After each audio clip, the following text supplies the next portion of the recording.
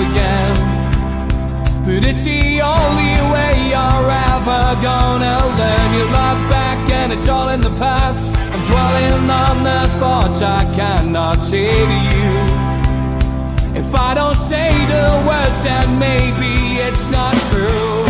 And it feels alright when they come and say to you. Good evening and welcome to NUFC Hamsters. NUFC Matters. With me, Steve Wraith, with George, with Keith, with Steve, Hamster, Hasty, and Mitch. And there's Keith Patterson, loves grey-haired dogs and hamsters. He's got his little title underneath there. Whereas Mitch is the Pope-elect of the Orthodox Church. Honestly, this is the worst idea that StreamYard's ever come up with. It is funny, though. But as always, on the eve of the Eddie Howe derby, Newcastle against Bournemouth, travelling down again to the south coast. We will have plenty to talk about. And I did see earlier on there from Toby, he said, why don't we talk about tickets tonight? He says, because I don't think it's been covered much on this show. Toby, I sense a little bit of irony, ironic tweet that. But anyway, listen, we talk about whatever anybody wants to talk about. I have decided to try and avoid tickets at the very start and talk about Henry Maurice, George. Who was apparently going to be the not the Pope-elect of the Orthodox Church, but he was going to be the new owner of Newcastle United at one point, according to one of the journalists who lives locally. Just as well he wasn't, George. Could have been worse than Mike Ashley had we got him. Oh, I'd suspect it'd be 1,000 times worse. But really and truly, is that not just a piece of lazy journalism just to get something going in the paper because he couldn't think of anything else to say? I mean, that really is the pits for me.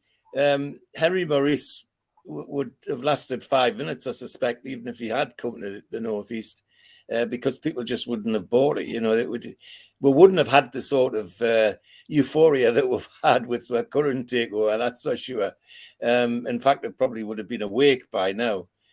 So, no, I mean, for me, it smacks of a lazy bit of journalism more than anything else. Just write something to get some reaction and see what people say about it, and that's quite sad. For me, that surely there's more than that to write about in regards to Newcastle United in the Northeast generally, and football generally in the Northeast. So, bit of lazy journalism is how I would describe it, Steve.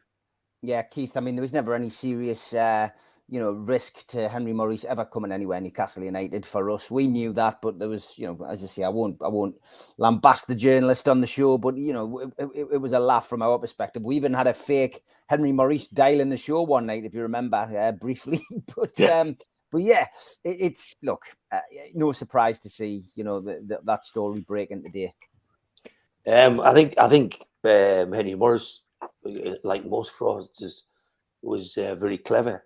He realised that it wasn't a difficult thing to aim to buy a football club, and he was trying to sell stock at the time. He was trying to increase the stock he had, and he found that by attaching rumours that he was buying 2 football clubs in the UK, he could easily get sports journalists to buy the story.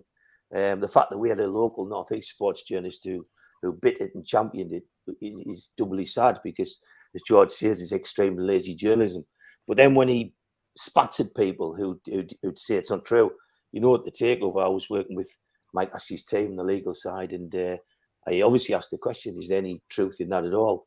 And they just said this, there's nothing of any substance to Henry Maurice's bid. Yes, there's been approaches, but there's just no substance in it at all. And I put that out there, and the journalist that championed it had a go at me for doing it. But I'll always do that. If I see something I don't think it's true, I'll just stick it out there and let people make their mind up. But when people put stories out for people like Henry Maurice, the fan base are brilliant, because what they did is they got the Henry Hoover, and they had one of those little videos of it snorting cocaine and sniffing dust up, and they just said, he's the Henry who's going to buy the club, and then it just become a laughing stock. But after that, same journalist came up with a story where an Arab guy was going to come ride in on a camel.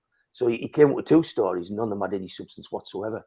So the fact he's gone to jail, it's not a close escape for Newcastle, because they were never, ever in serious talks with that man to sell them the football club, albeit approaches were put around, and a lot of it press created, like George says.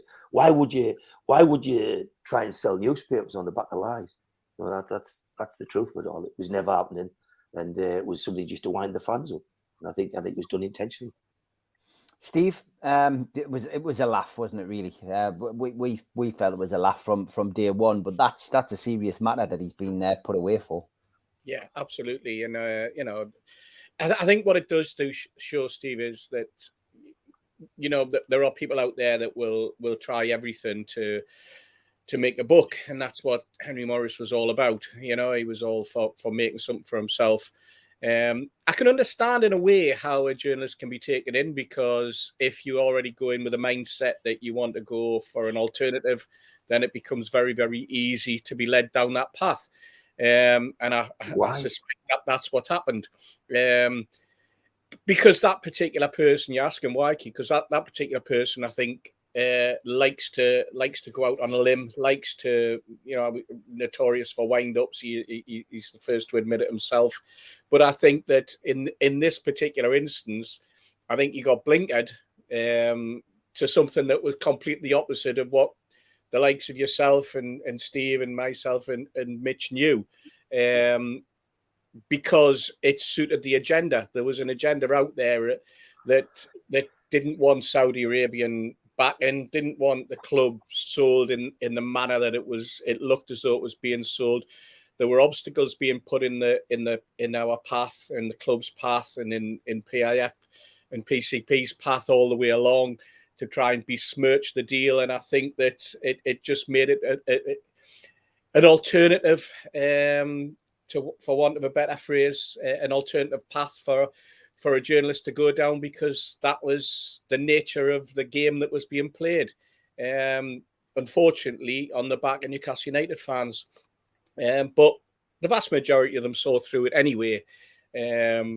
Luckily, we saw through it right at the very beginning, so we didn't have that concern at the back of our minds. We were just driven by what we knew all the way along. But this is what football is. It's a big money game. There are sharks out there. It's a big pool, and I don't want to imply anything, but let's just say that when there's Americans involved and there's money involved, anything can happen.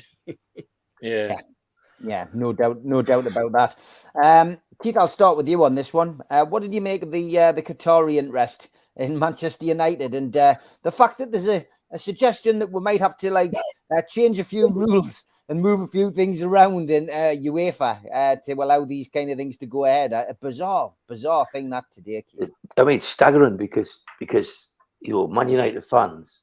I mean, what's come out of this story this week is that apparently it's the Emir of Qatar who wants to buy it, and the people saying, well, he doesn't own PSG, and there was a copy put out today from credible journalists saying that he'll have to get the rules changed so that they're allowed to own PSG and Man United. But for me, it's the hypocrisy of it. Man United fans are starting to stand out, not for being the biggest club in their city. I'd say for being the entitled bunch. It's as though because they're Man United and they've had a good success and they've won the title 20 times, they should be given the next 20. And it's worrying. If you talk them online, some of them, like all fans, are great, and some of them are delusionary. And for me, it's as though their greatest tool to become kings of their city is to destroy Man City via a court case. They've got, it's not to beat them on the pitch. I mean, for me, Man City's battered Man United for years and years. And when you see this come out, you think, well, where's all the shit you've thrown at us about oil money? Where's all that gone to? Where's it disappeared to?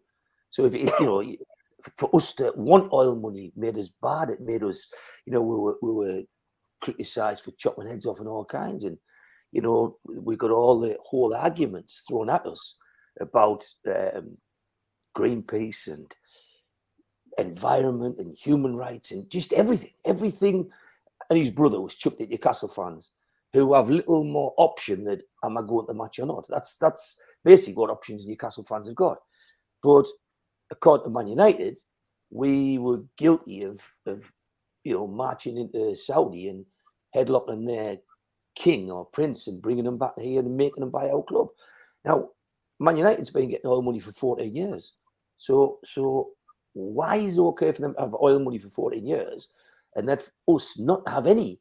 But now, I mean, the fans are going out their court saying they want oil money. So it's everything they said they wouldn't ask for. But it's sad. What did come out I thought was interesting is when there was more meat put on the bone today, it came out that Joel Glazer was one of the big three who instigated ESL. I didn't know that till this week, that Joel Glazer, alongside of Barcelona and Real Madrid, were the instigators of the ESL. And it's noticeable that when it went tits up, he went straight away and looked for funding or the sale of Man United. So to me, that was his big egg, that he wanted the ESL to come about, because as a founder, their club would have had privileges and big major payments and guarantees of USL qualification. The minute it stops and the Premier League start to put things in place to say, if you do this again to the big six or the cartel, as I would prefer to call them, you're in bother. And at that point, Liverpool come up for sale, Man United come up for sale. So I think they've all shown the colours. I think these clubs have shown what it's all about, got caught with the knickers down, and now have come out and decided to sell, which it speaks a volume. But for me, I just find it I find it desperate, and I find hypocritical, and I just think a lot of Man United fans are making fools of themselves, because we've got copies of your tweets where you've slaughtered us for taking oil money from a country with poor human rights. So what is Qatar? Only worse human rights, I would suggest. It's unbelievable. George, it was always going to be one rule for one rule for another. If Newcastle were going to get a takeover.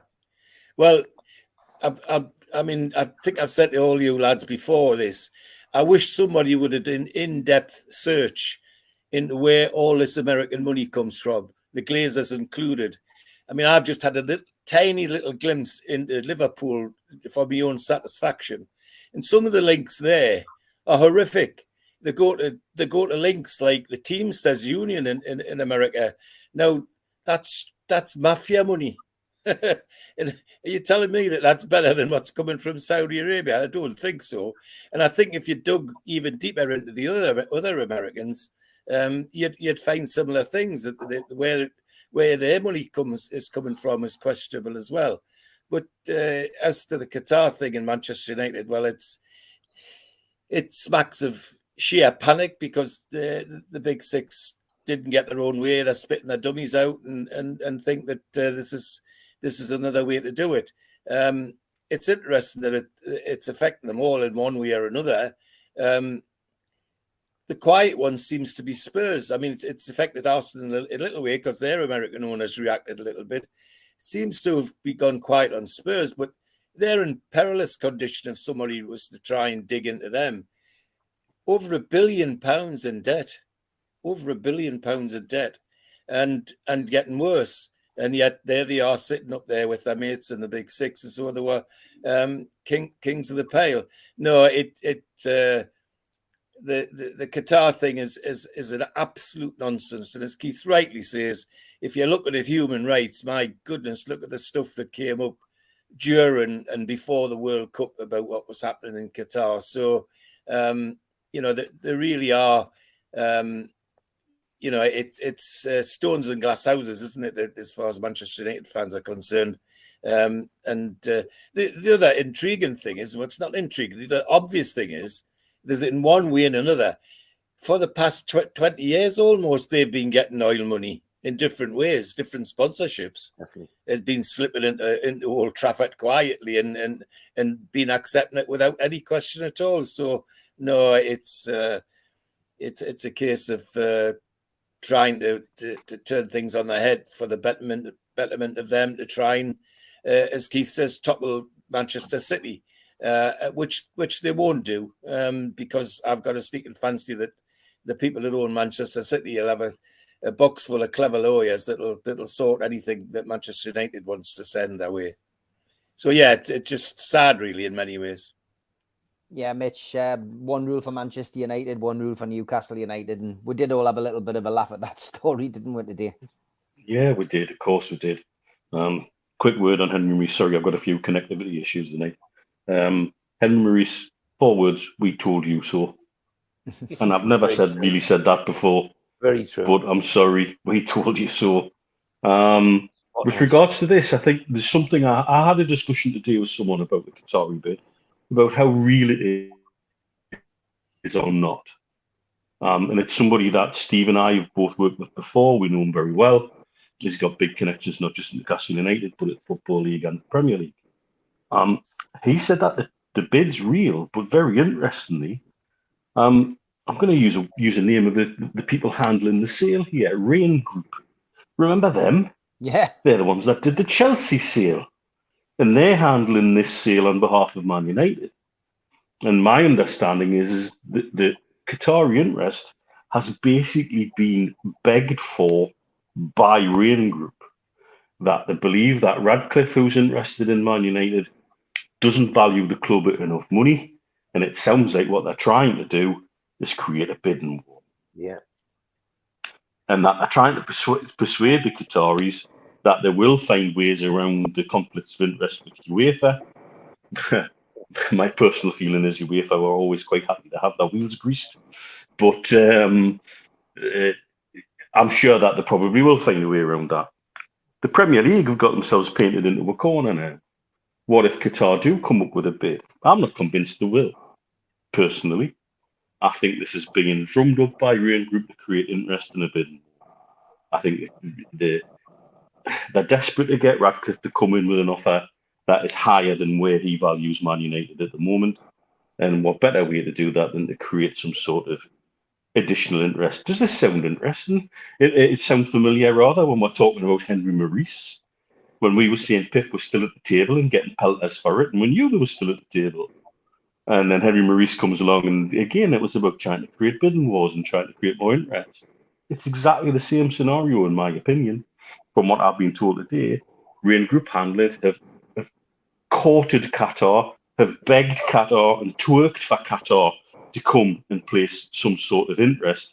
And there's still no concrete bid. It's still an interest, or a maybe, or a possibly.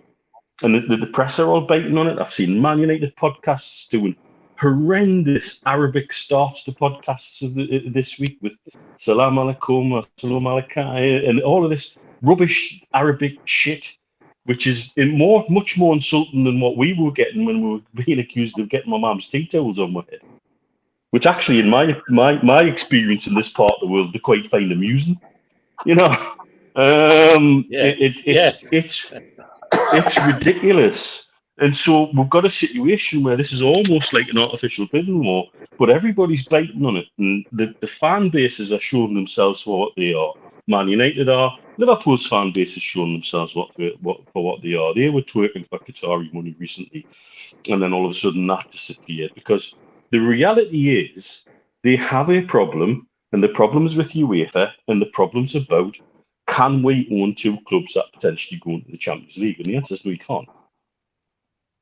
There are ways around it. Red Bull have found a way around it with their two clubs, but that's a much smaller comparison to Man U and PSG.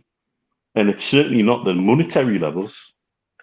And then they turn around and say, oh, but it's wealthy individuals in Qatar who are interested in it.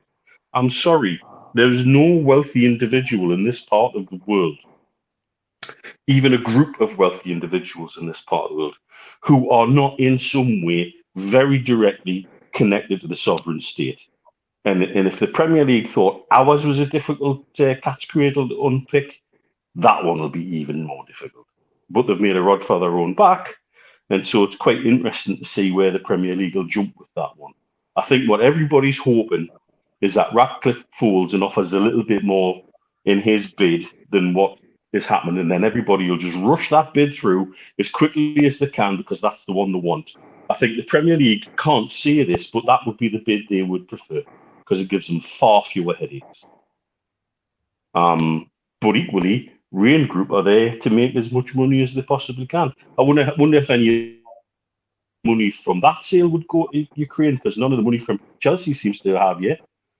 It's a really unusual situation here, where there's the same players involved with some of the same questions. It doesn't sit well, and also the way the press are biting it, they're lapping it up like it's happening, like there is a bid. There's not even anywhere near a bid at the minute. So yeah, sit tight. This train's got a long way to roll. Steve, what was your thoughts seeing that this morning? Yeah, you know what? The big problem for all these clubs is the sale of Chelsea. Once Chelsea was sold for a ridiculous amount of money, basically what, 10 or 12 times more than we were sold for, if not more. I haven't even written it down or worked it out, but we're talking 4 billion at 305 million. Once Chelsea got sold for such an astronomical number, Liverpool owners suddenly went, we're worth more than that. Man United, we're worth 6. Where even he had the figure 8 billion being knocked around. You then go to Jim Radcliffe, and Jim Radcliffe thought Newcastle was overpriced. Yeah. And he said he didn't want to get into a bidding war. He didn't want to get involved. I know someone who actually met him a couple of weeks after our around about the time of our takeover, and said to him, "Did you never consider going in for Newcastle?" And he said, "No, that's not what we're about. We're about value. we're happy in France," and that was the call of the conversation, which was fascinating in a way. And then all of a sudden, he's in for 4 billion or 5 billion or 6 billion for Man United, and you're just thinking, what on earth? It's just, well, first of all, it's crazy numbers, but it's the crazy state of the Premier League at the moment. And this is all part of the whole European Super League question that's raised its head again earlier this week, where the German company who's promoting it and pushing it has come out with a revised plan. Interesting that they're talking about the EU clubs. They're not talking about the British clubs or the English clubs. But what's happened there is that we all know that, as Keith said right at the very beginning, that the Glazers were one of the orchestrators of the ESL. And then all of a sudden, when it looked like that golden egg wasn't going to be there, suddenly, we're going to sell up. I wouldn't be surprised if, having heard what came out this week, all of a sudden Joel Glazer went, maybe I don't want to sell. Maybe I just want a partner. Maybe I just want some investment, because I'm not putting anything in. But if some other idiot is willing to throw money in, I'm willing to take that money. And let's face it, that money won't go into Man United, by the way. It'll go straight Glazer's back pocket. Yeah. So my fans would be no better off with a 50-50 stake with Qatar or whatever it happens to be. But I wouldn't be surprised if Glazer's sitting there going, I think the European Super League could be back on the agenda. I'll have some of that. And that's when it'll all blow up in the faces of the Man United fans. Liverpool fans, slightly different kettle of fish, isn't it, with Liverpool? The people who own them have suddenly decided that there's the potential to sell up. And again, that's because, they valued themselves at 4 billion and they only paid something like 400 million for them in the first place. Tremendous investment for them. And if they could come up with a figure like that.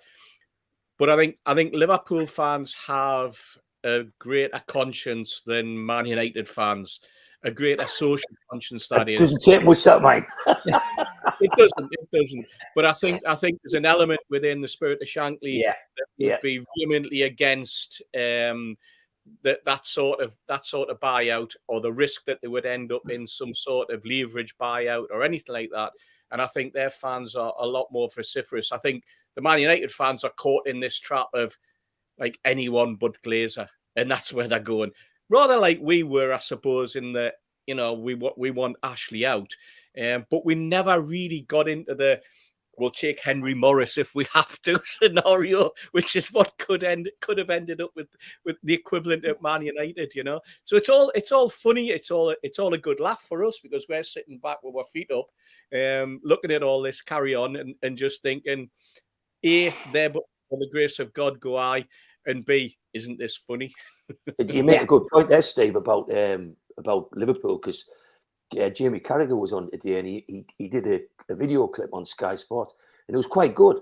And he said something which is a great one to us all. He said, be careful, because he said the ESL can come back again.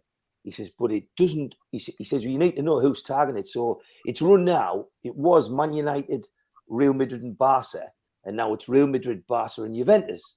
But look at them. Barcelona 1.5 billion in debt, as George said, like England Spurs.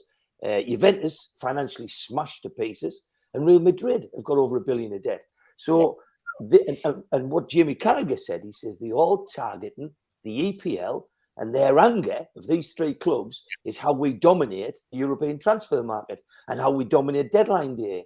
And so the whole target for these countries, there's three. I mean, that's Italy and Spain, and their big target is a begrudging of the English Premier League. So why do we want them? Why do we want to do these people? But it's amazing who's the one club who got into bed with them to try and sell the whole of the English dream down the river. Man United. Now it's changed. Man United aren't the biggest team in their city, but they're just desperate to get back. Yeah, and you've also got to look at where was the money going to come from to finance the European Super League, and it was coming from the USA. It was being broken through American banks. It was coming from American hedge funds, etc., etc. It's not coming from Europe. It's coming from America. And we've got this influx of Americans within the Premier League. And that just adds more weight and more fire. And that's where we have to be very, very careful. It's interesting, again, that the Premier League, they're the ones who are vehemently against football governance at the moment. You know, and we all know that the board of the Premier League are doing everything they can to push into the ether the whole football governance aspect.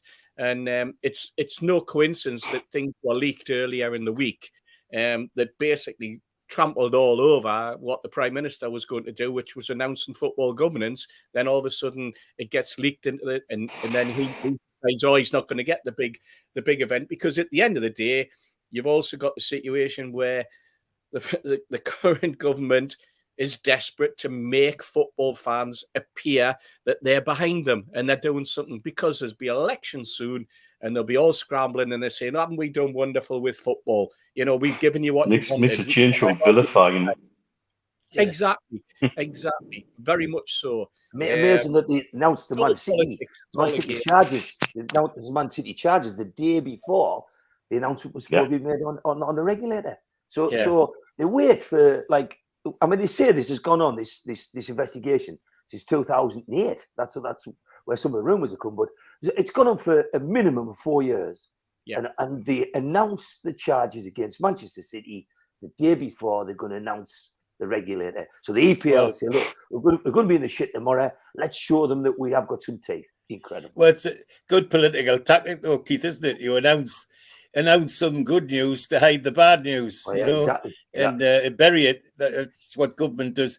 They announce all the changes in legislation on a Friday, so nobody can ask them any questions till the Monday. It's a common tactic. The other thing I wanted to come in on what the lads were saying about the European Super League. The other thing I think that's frightening the Real Madrids and the Barças and the Juventus people are that the EPL is now pushing them off their own television screens.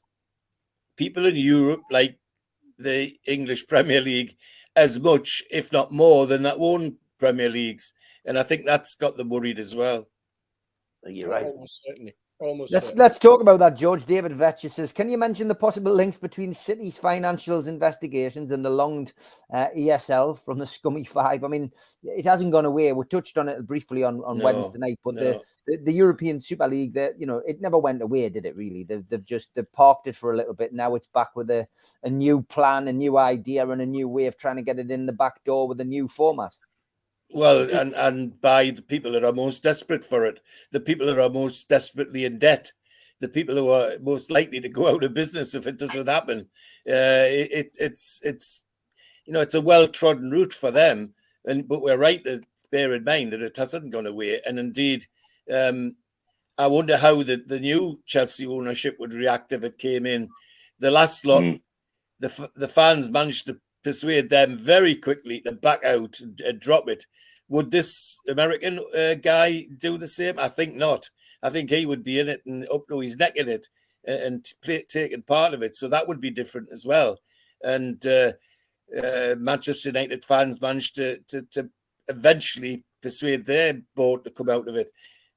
At this moment in time, would they? I suspect they might not. The fans might not be the same as they were when it came out the last time. So you're right to remind people that it hasn't gone away, and right to think that those involved are the same ones, but for the same shady reasons.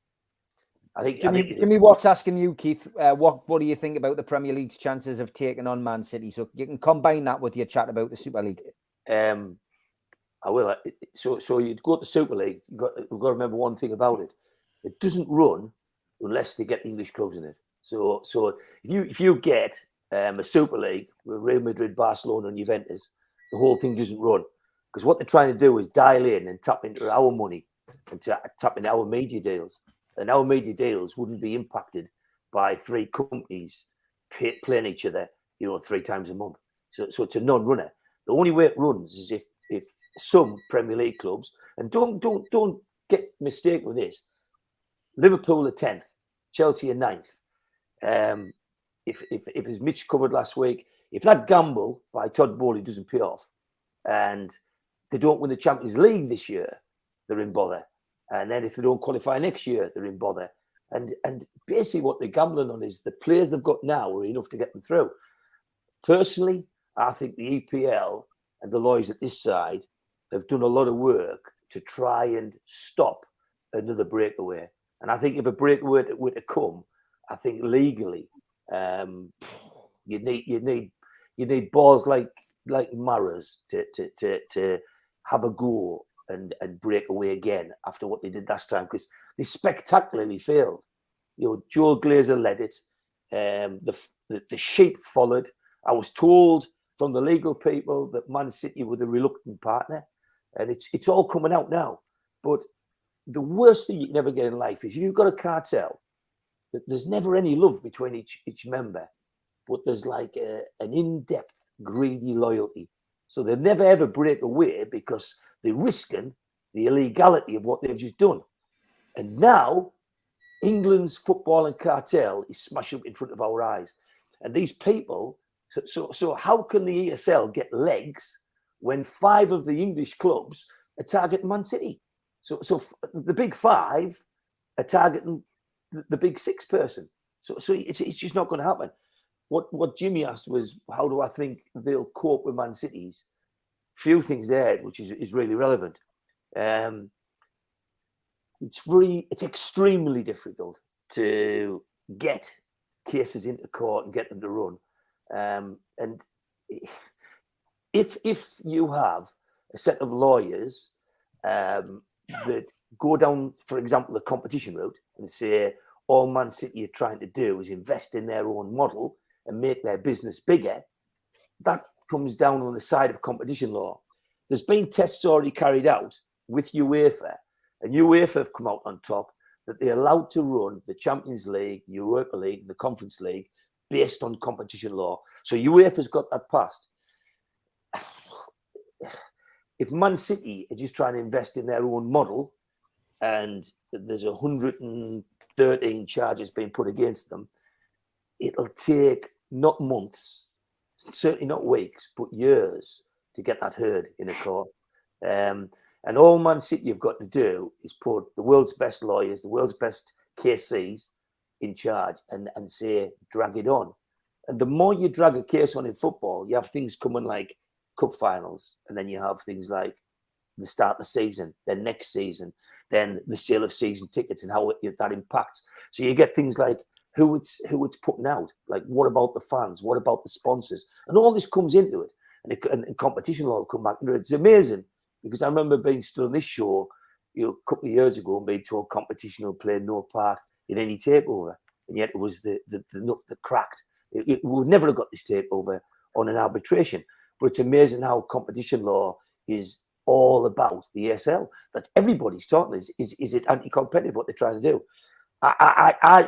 Jimmy's answer is, if you said fast forward a guess, I would say that the 113 charges will be reduced to something like 30 nailed on charges, and then there'll be a deal done behind closed doors for it not to go to court. It might take a couple of years to get to that point, and I think the Abu Dhabi royal family will buy off the claim. That's what tends to happen in court cases. Very few run, and those that do run usually get narrowed down to it's like getting a guilty plea off somebody, and then there's a deal done. But I think in this case, if the Premier League think they've got the funds to take them on, then that puts them in a position of weakness. And then you've got to remember the Premier League is the other 19 clubs. So are there other 19 clubs going to vote to take Man City on? Because Man City's capable of bankrupting it.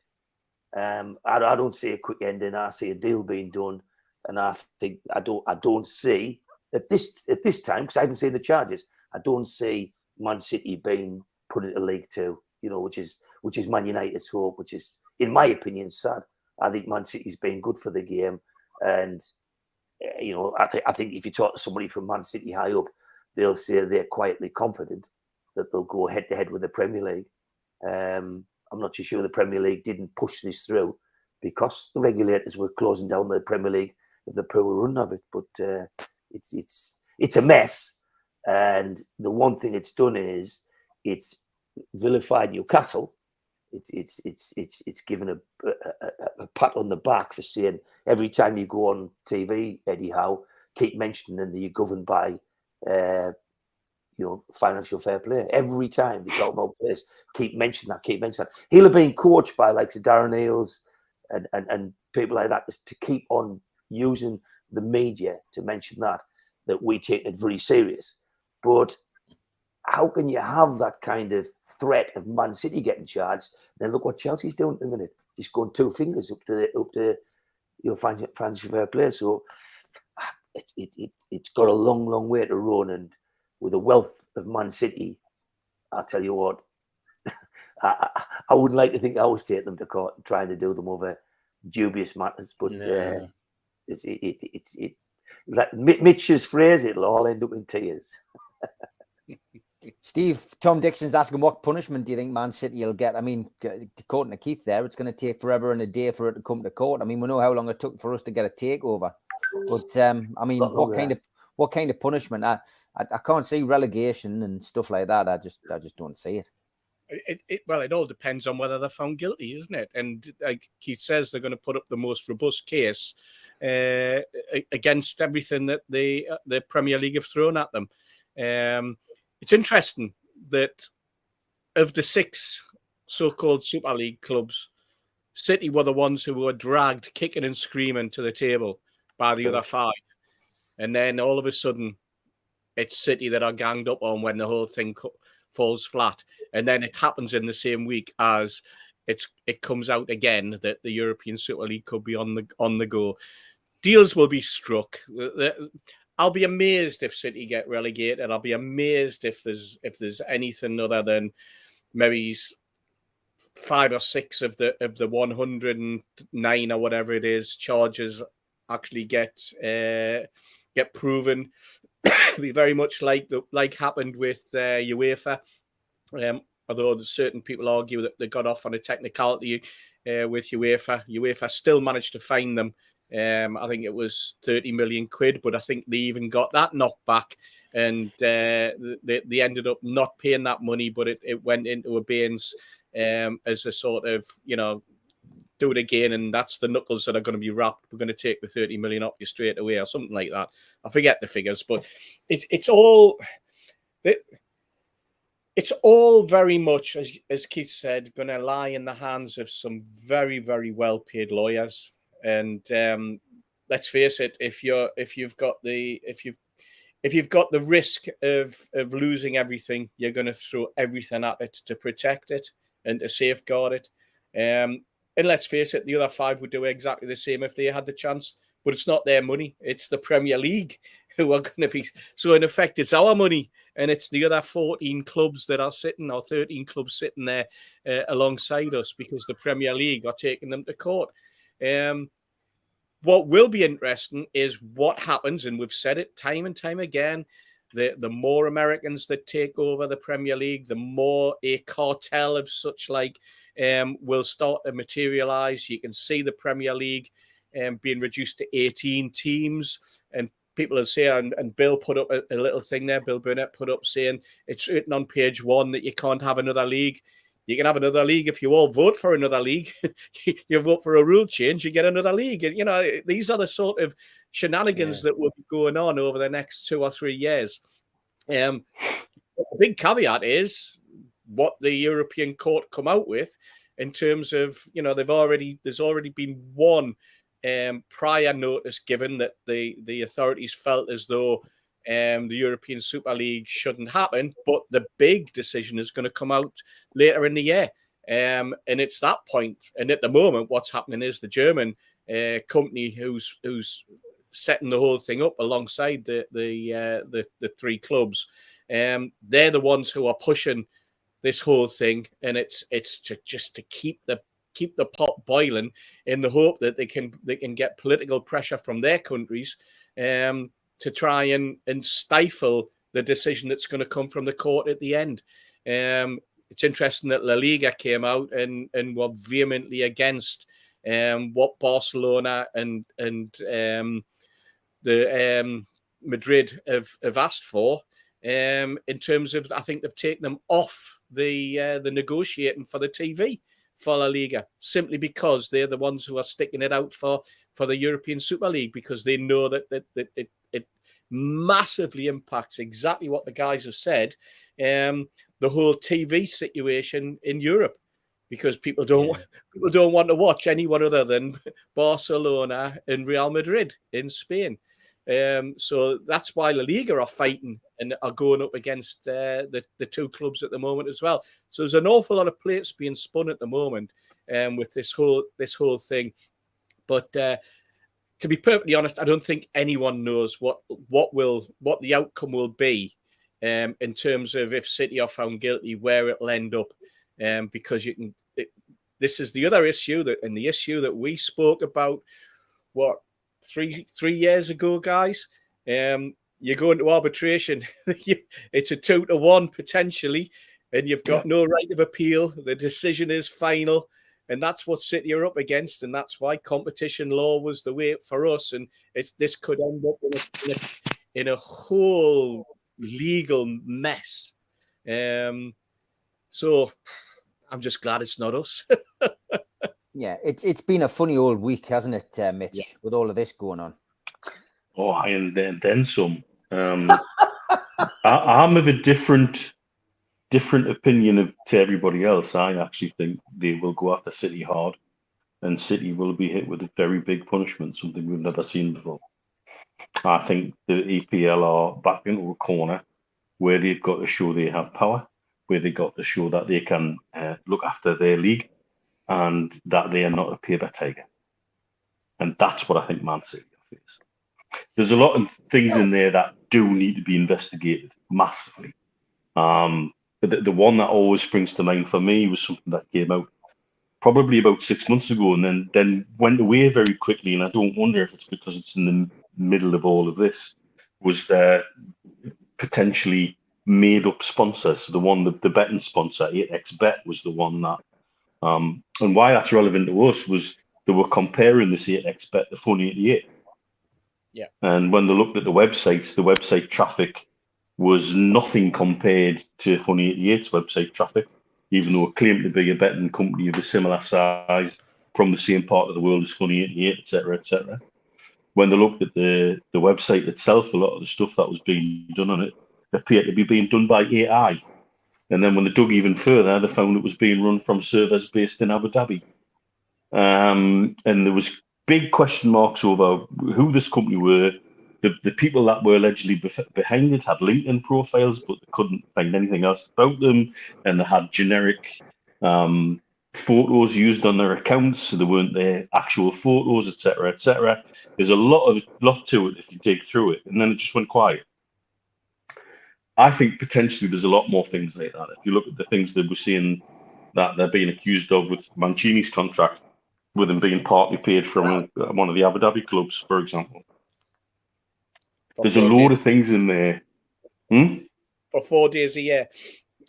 Exactly. There's a load of things in there that need to be exposed, that need to be made public. There's no doubt there's been some sort of unusual activity, I think is probably the polite word to use. And I think the Premier League are backed into a corner with it, particularly after criticism they've faced, ironically, from our takeover, and other criticisms they've faced about are they fit to govern.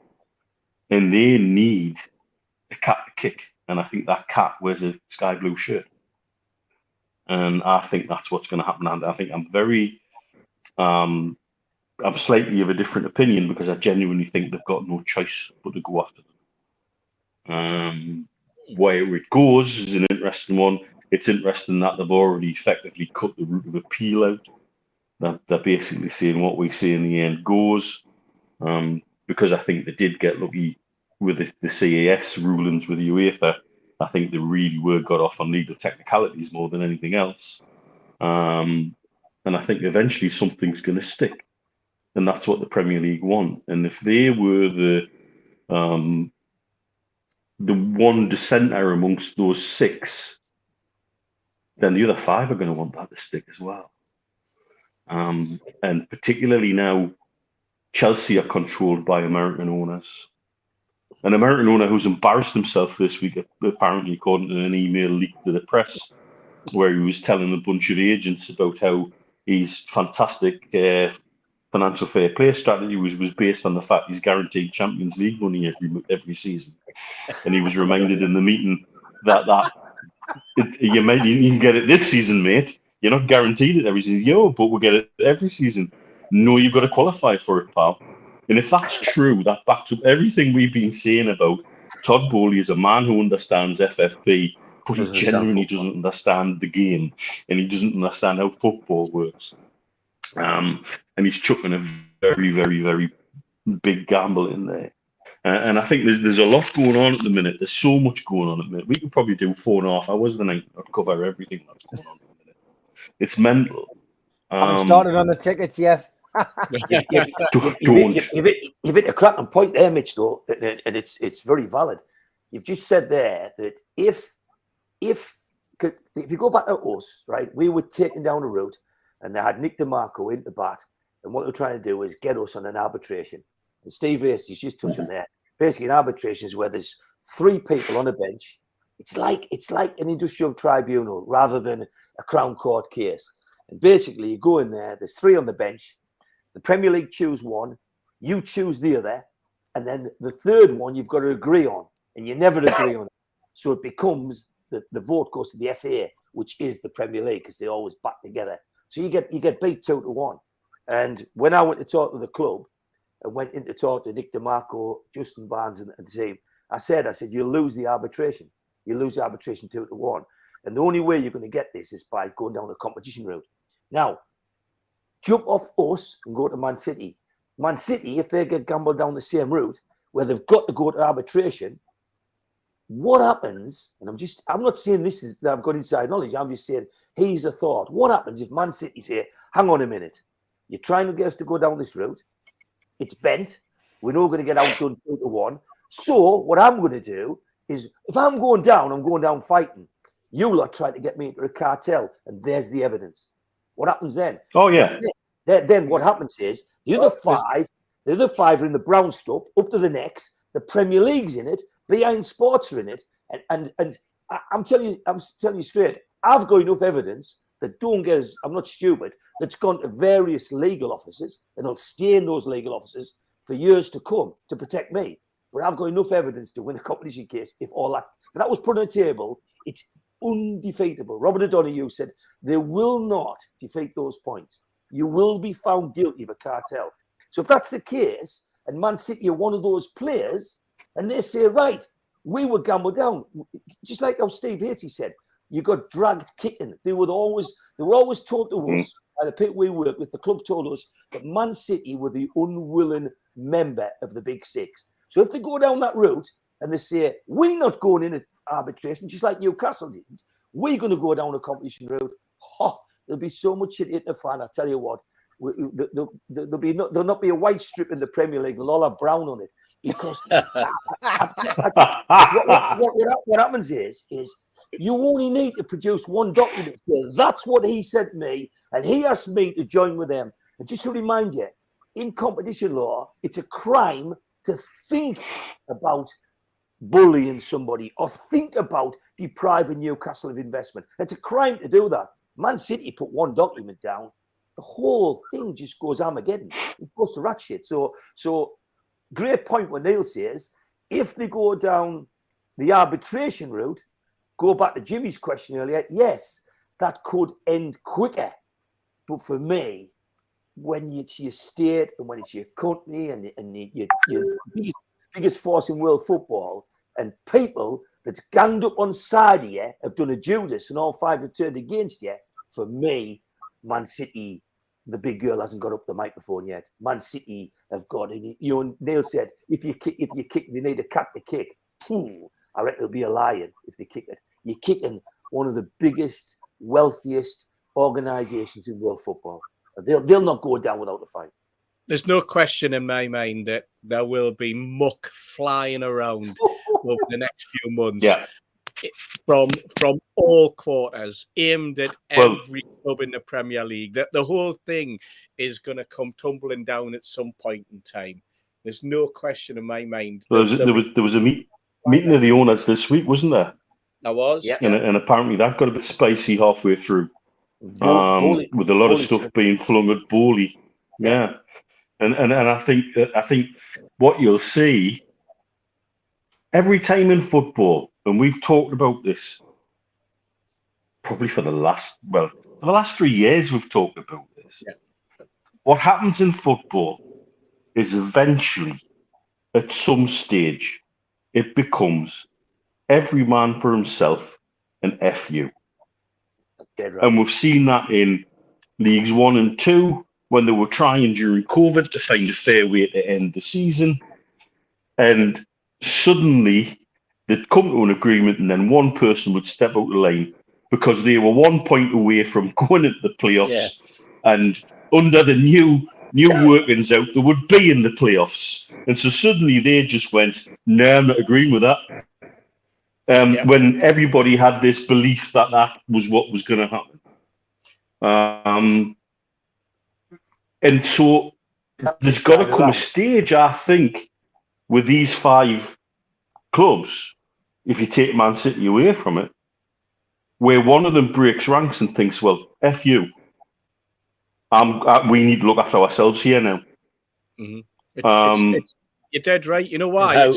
It's a bit like the guy who runs the EFL now, who invented the parachute payment, who is now vehemently against the parachute payment. He's doing everything he can to remove it. He invented, for God's sake. You know what? Leopards changing their spots. That's exactly what you're talking about, Mitch, because they'll all cut each other's throats. They will. Because it's a dog. When this shit starts to fly, we'll do the looky likeys. There'll be no grey hamsters and no grey dogs. They'll all be covered in. They'll all be brown because they'll be brown flying around every crevice in the universe. How did you know there was hamsters this week? Anyway, it's tweet of the week first.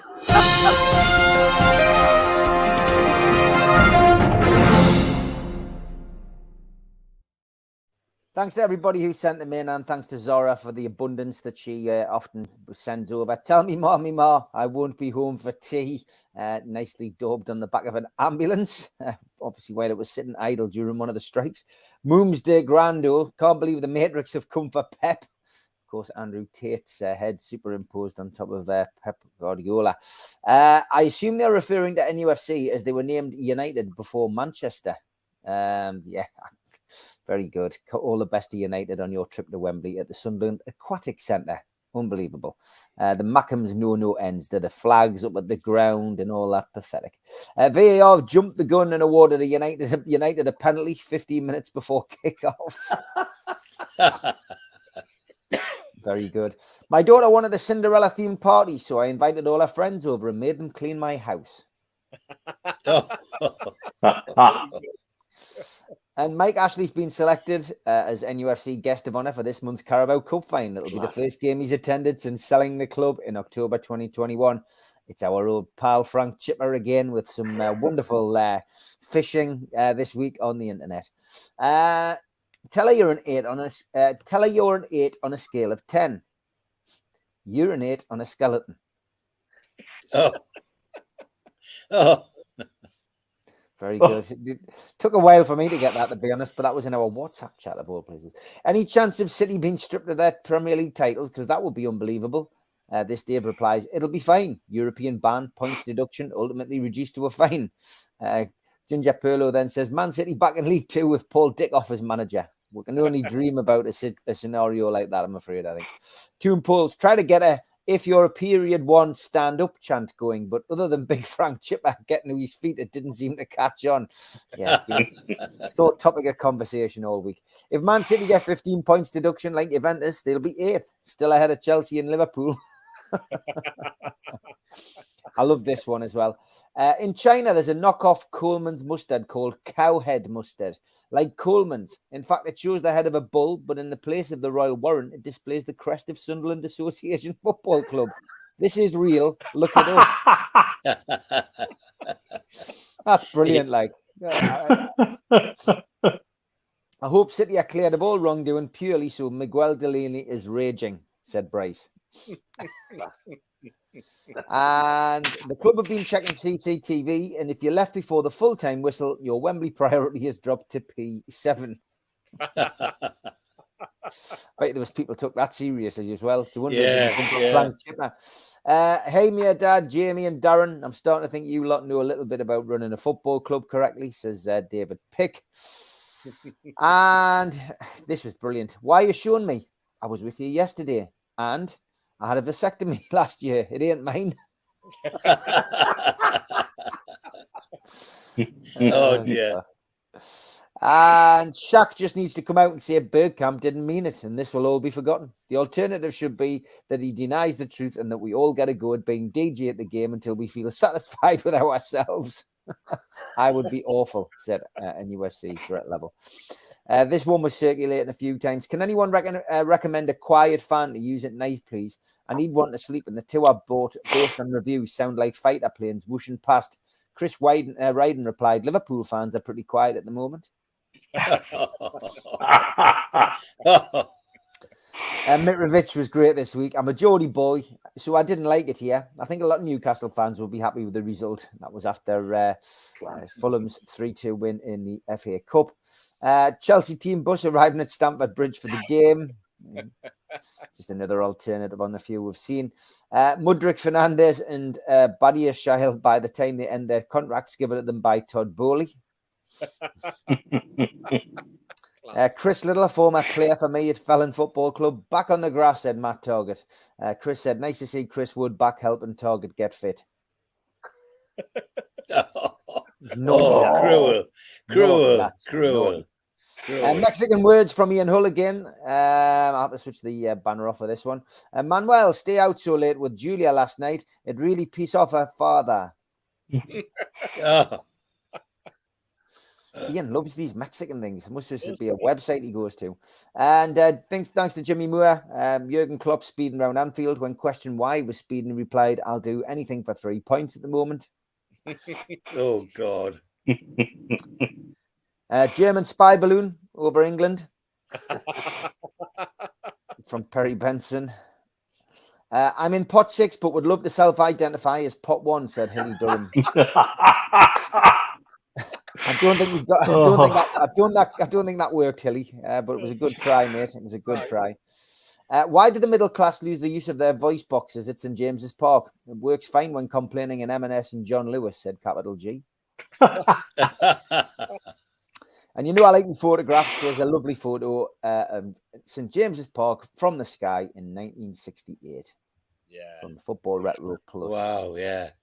Nice photo. And It is. Stephen Kennedy on Facebook. I never wanted to believe that my dad was stealing from his job as a road worker. But when I got home, all the signs were there. Oh, dear. God. Oh, dear. Keep them coming. That is your tweet of the week this week. Keep them coming to me or Zara.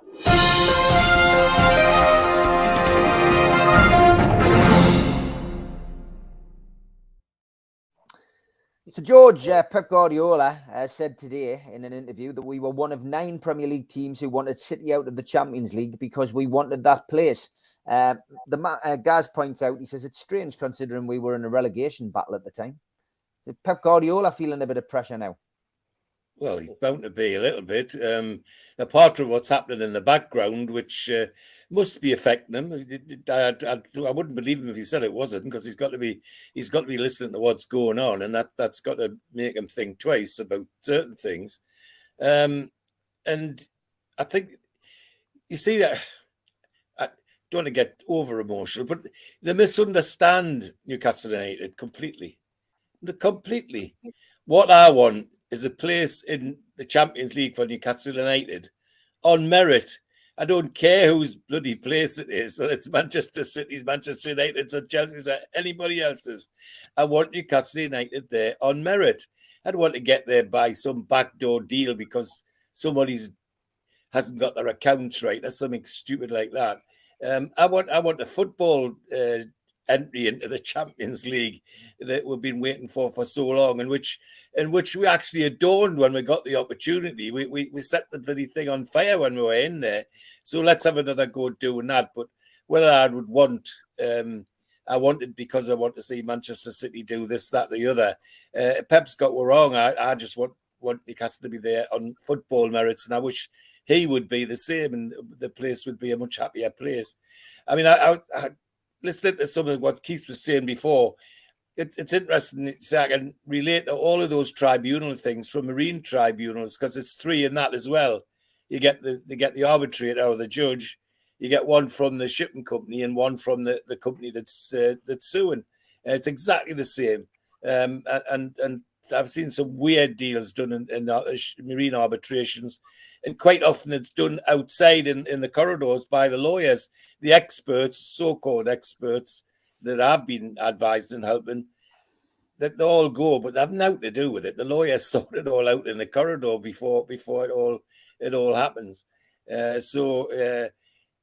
think Pep's mistaken in my view, and it does smack of pressure, I've got to say. But if he's got half an ear on what's on the pitch and half an ear on what's happening off the pitch, no wonder he's under pressure. Roger Cooks wanting an explanation about urinate on a skeleton. Urinate on a scale of 1 to 10. Urinate on a skeleton. It's not. George, somebody asked if you're going to come back out of retirement, mate. Oh, I'd love to. Yeah. The other thing, I'll tell you another legal related story that Keith set us off for thinking about, and that's saying that Eddie Howe's be coached by media coaches to answer questions and all the rest of it. Well, I once got media coached when I was chairman of the Northumbria Probation Committee, who had a probation services officer who was supervising some lads who were doing community service. And the officer's girlfriend was playing away with somebody. So this officer persuaded one of the lads he was supervising to go and break this lad's legs from mucking about with his girlfriend. Well, he got caught and ended up in court. And of course, there was going to be a huge court case, and he was going to get found guilty and go to prison. So the probation service provided me with people from BBC and ITV to throw questions and get prepared for the television coming and everything else. So we spent days getting ready for this media circus coming to Northumbria Probation to interview me. Well, on the day that it was supposed to happen, a little old lady in Baker lit a gas cooker, turned a gas cooker on at 9 o'clock in the morning. and didn't go back to light it till 1 o'clock in the afternoon, and the whole street ended up in the River Tyne, and nobody was interested in George Mitchell anymore. They just were following the flying bricks. Anyway, so yeah, I'd love to come back. It was 30 years of my life, which I felt I did contribute to the community, and to do it again would be fantastic. Although when I hear from my former colleagues what's happening to them at the moment, they're being crushed to death by the government, as slowly but surely. But yeah, I would love to come back again. Yeah, Pep Guardiola, Keith, did have a meltdown today. I mean, you know, he's apparently saying that we've got Gary Milligan saying, apparently on Sky Sports News, he's saying that they are innocent and they've got good lawyers. Well, the second bit's right. What's a manager supposed to say? So Guardiola goes on there, the biggest team in the world. Is he supposed to go on and say, we're 100% guilty and our lawyers are shit? I mean, like, but think about it, Steve. It's madness. Didn't Ted Bundy say that? yeah. But the reality is they've got exceptional lawyers, and you'll find in just about every court case ever run, there's always three sides to every story. There's your side, their side, and then the truth, which is somewhere usually between each point. And nobody seldom goes on a case with 109 action points where they've got 109 things right. So they might have 35 of them right. You might have 35 right, and the other might be debatable. And that's why sometimes when a legal team proves that you can't win your case, they'll reduce it. And that's what I said earlier. I hinted on it, that you might get 109 reduced to 30 and then a deal done. That's where you could see things happen quick. Guardiola goes on today, softly, I feel from a bit. He's a football coach. He's probably never found himself in such a situation. For me, he's still one of the best managers in the world. And then he's been asked about a court case, which, be honest, he'll not know very much about the charges. He'll not know very much about what they've got on Man City, and he won't know very much about how Man City will challenge. You go about undoing it. But if you look at somebody like O.J. Simpson, did anyone think he was guilty or not guilty? All your legal team has got to do is go in and focus on breaking a case, and it's called technicalities. So you might have one of the best legal teams in the world looking to destroy a case on a technicality, and like I said to you earlier, that technicality could be on competition law, to say that all we were doing was trying to plough money into our model, and that's what we bought it for. We bought it to make it the biggest and the best, and that's when competition law comes back in. But I think it's unfair, and whilst people will coach anyhow to say, mention FFP every time you go on the box, that guy will have been took aside today by the chief executive of Man City and said, you're going to have to do some kind of statement, and when you do, just say two things. Say, we've got tremendous lawyers and we think we're going to be proven innocent. The reality is they might think, we hope we get a deal. Or the reality is, Neil hit it earlier, if the Premier League are capable of overcoming competition law and running what is nearly a tin pot arbitration system, I just don't see Man City going along with that process. I think Man City's lawyers will be bigger and stronger than that. I think they'll reject the Premier League's internal arbitration process, and I think they'll go to the high courts and rule that out, that this is a case not fit to be tried by an independent tribunal. Yeah. Good evening, Joe. Evening, gentlemen. All right. You've been sitting listening, mate, while you were having your tea. What's your thoughts? Well, I panicked to hear Mr. Mitchell talking about probation services. I nearly put me in it and ran off. I haven't. I've got a confession to make. One, I didn't hear what the question was, and two, I haven't seen any football news today. So it's good to have me on tonight. What's City doing? It's all just one of those things, mate, where Newcastle United are having a quiet week and everybody else seems to be going into a meltdown, and it's the greedy cartel in the top six, Joe, mate, to be honest. So he isn't. It's refreshing. You're like me, you just let it all fly over your head. Yeah, well, it's not a bad thing, is it? It's interesting though, that because Man City, for me, when we got the takeover through, Man City are the team that you aspire to be. They are the club you aspire to be, with all the development and investing in the infrastructure, obviously investing on the pitch and buying players that we could only dream of. And you're thinking, do you know what? We're now going to go and spend 3 billion, and we'll have Kevin De Bruyne and we'll have Erling Haaland. And there is a majority of there are people in the fan base that are actually critical of PIF at the moment and saying they're not spending enough, we're not doing enough. Yeah. This is why. This is exactly why. So isn't it nice to go from, the basket case organisation that we had to, yes, a very polished and astute, wonderful organisation now, but one that's actually sensible and doing things properly. And do you know what? If it takes us another 2-3 seasons to get where we need to be, then so be it, because what we don't want to do is get on this wave.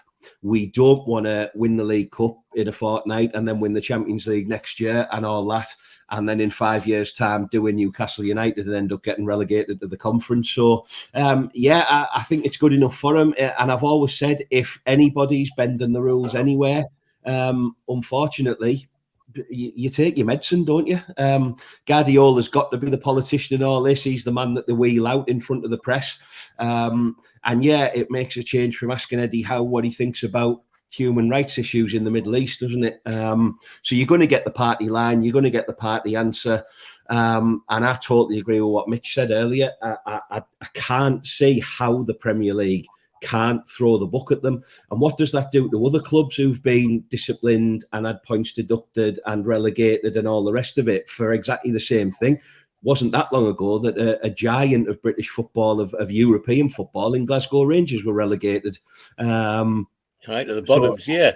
Yeah, absolutely. And, I agree. Pato said, Man City are an absolute breath of fresh air, and they've been great to watch.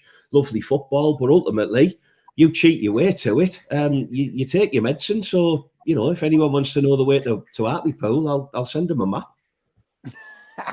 Steve, it's it is just funny, isn't it, watching these other teams go into meltdown. Man City, you've got a serious problem, and Joe saying what happened to Rangers is quite it's quite apt after what Mitch had said about he feels it could be a massive punishment for Man City. But yeah, Pep's certainly feeling the pressure. Oh, absolutely. He's feeling the pressure on a number of counts. I mean, there's rumours that Haaland's not very happy at what's potentially coming over the hill if the likes of what Mitch is saying comes to fruition and the club does get hammered, and whether it happens earlier rather than later. I would imagine Haaland's the sort of player that will bail out straight away. Even the slight sniff of something that's not right for Man City, and he'll go, I don't need to be here. I can pick up a salary and I can pick up trophies somewhere else. So he's under that sort of pressure. He's also under pressure because this time last year, City only lost, well, not this time last year, but last season, City only lost 3 games. They've already lost 4. So he's under that sort of pressure as well. But so is Jurgen Klopp. I mean, Liverpool lost 2 last season. They've already lost 7. And then you look at Chelsea. Chelsea lost 6 last season, and they've already lost 7. That's the sort of pressure that managers are under. But Guardiola will undoubtedly be feeling it a little bit more because of the off-the-field shenanigans. And you're right, Joe. He's the man who gets thrust into the limelight, as all managers do. And I listened to an interesting speak on midweek on another radio channel, where they were talking about this very subject and saying, well, why isn't it the directors, why isn't it the chief executives who are coming out and talking and explaining the situation? It's always the manager that gets lumbered, whether it's Chelsea, whether it's Liverpool, City, Newcastle, I suppose, every club. It's always the manager at the press conference that gets hammered with questions that are nothing to do with football or nothing to do with the team and these selections, etc., etc. So these guys are running the football club. They know what's happening, and yet it's Guardiola and it's Klopp, etc. And I suppose you look at Everton and it's Dyche now. but it wasn't him a couple of weeks ago, and it certainly wasn't the owners of Everton who were standing there taking the brickbats and having to try and deflect questions on topics that they know very little, if anything, about. They were even staying away from the ground, Steve. Well, exactly, and I suppose that this all comes to something you just said, George, which was, you know, they end up with the coaching from the press team.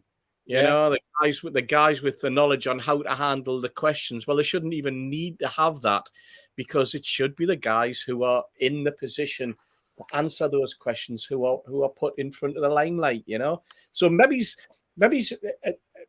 it would be refreshing if Guardiola just turned around and said, "Don't ask me, ask Mubarak," you know, or whoever it's called, Haldun or whatever he's called. You know.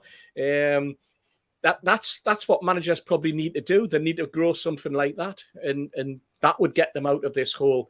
But the reporters are desperate for the story. They know that the manager's not going to answer it anyway. So it's all a game that's being played out for the TV cameras, because it makes good press, it makes good column inches, and it makes good TV to watch somebody for 20 minutes in the limelight with the spotlight on them, and then they can rip them apart because of the answers that he doesn't come out with. Yeah, Mitch, nodding away there. It's it's a meltdown of extreme proportions. I've watched it. We've had it plenty with Eddie being shoved in front of the press, and then when he doesn't quite get the answer to it, somebody's like, and he's held up as being part of sports washing, or he's held up as being supportive of the Saudi regime, and he's learned how to deal with it. All managers, I think, at the minute are subject to this. Whereby owners and boards almost hide behind them and don't take the responsibility sometimes for the actions that they take, which make the manager's position difficult. I think Pep's also dealing with a lot more behind the scenes than I think we realise. I think there was things brought up during the transfer window when certain players left that all didn't seem to be well in the dressing room. And he's been flexing his muscles to say, I'm still in control here. Yeah. It comes back to something Sir Bobby Robson said a long time ago about how do you make a rich man sweat. And with a dressing room like Man City's, it must be very, very difficult. Same with Chelsea's dressing room at the minute, which is what I think is the reason why Potter came out almost the other week and basically said, well, I didn't sign all of these players. And that's almost the first kind of pushback we've seen from a manager this season, really, against his board or his owners, to say, well, hang on, you're feeding me these players, that's fine, but I've got to deal with the fallout, and if I don't get all the games right, I'm the one that will be sacked. And again, I say there's rumours about them talking to other people at Chelsea again already today, and I'm personally surprised he's made it this far. I thought he'd be gone by the turn of the year, to be honest with you. Because it was quite obvious that he's got three to a peg. He must have known there was more people coming in. There's that's ridiculous, isn't it? You know, how many just people? Ridiculous. Like 5 players. I think they've got. Is it something like I mean the potential first team squad is 33 strong, but then beyond that they've got others. You know, and that's a nonsense, an absolute nonsense. And the manager's not responsible for that, but he's the one that's going to be hung, drawn, and quartered. He's the one that's going to be held up in front of the fans and saying, well, he couldn't do this, and look at all the superstars we've given him, and look at all the money was spent for him. Thankfully, we're not in that bracket, and I'm really glad we're not. But I think Pep's shown a few little signs of pressure from different angles, which I don't know if I've ever seen that from him before. You know, I've spoken to people when I've been at some of the FIFA medical conferences. I've spoken to the team dentist at Bayern Munich, for example, who adores Pep. And I've spoken to physios at Barcelona who basically hung off his every word because he was very invested in looking after his players from a medical and holistic point of view, which not many managers are. But when you've got somebody who's that detail-oriented and that invested in his squad, when things aren't going quite so right, of course he's going to feel the pressure, and of course he's going to feel like everything's down to him, because I think he's a bit of a control freak and almost everything is down to him. But to say it publicly coming out as a little bit of pressure. Some of the things he said this week have been a little off from what he normally carries himself, and a little off from the way he usually expresses himself. I mean, to say that we're after the Champions League place when, frankly, we're punching way above our weight, and we're about 3-4 years ahead of schedule. And we've always all said that, and we're all behind that, is a little bit on the ridiculous side. But it makes you wonder what he hasn't got his own way with it recently. Yeah. I tell you what's also quite noticeable with these managers when they're under pressure is all of a sudden they start to look a bit scruffy. They start to look a little bit unkempt. You know, you remember Mourinho was a prime example. All of a sudden, he's gone from looking like, you know, the best kept man in Britain, and 3 days later, he looks like he's been living on the King's Road and buying some dust. You know, that's the sort of pressure that these guys get under. And Guardiola's exactly the same. You know, he's there with his Rolex sweater and he's looking smart, and then the next time he comes in, he looks like he hasn't had a bath for a week. You know, it's crazy. Potter's the same. Potter, a couple of weeks ago, or months ago, there was like Potter had a makeover, and you know, he's now at Chelsea, so he's now got a smart haircut, and he's now got a trim beard, and he's looking the part, and apparently his clothes are different, and it was exactly the same with we'll call him at Leicester when he was at Liverpool. All of a sudden, the keeper done and all that type of thing. Rodgers. So, and then they're under pressure, and you see a totally different guy, appearance-wise, if nothing else. You know, look like they've been sleeping in a hedge, and they've never had a kip for a month. You know, that's pressure. That's well, pressure. You look at Klopp's meltdown today as well. I mean, that press conference today from him was. I'm not going to say unhinged, but very uncontrolled. Yeah. And again, that's somebody who's scrambling to cover his ass, if you ask me. Yeah. Somebody who's never won a Premier League game this year. Bloody hell! Mental, absolutely point. Mental. Who would have thought that, eh? Who would have thought that? Okay, time to change tact a little bit, and we're on to talk about tickets. Yeah, tickets. The DMS.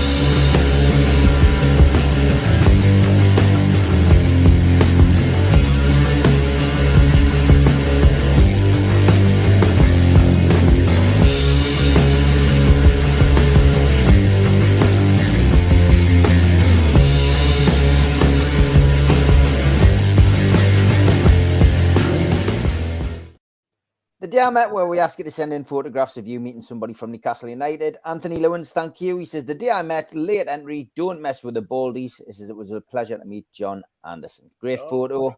Fantastic. Looks like that was at Pumphrey's as well.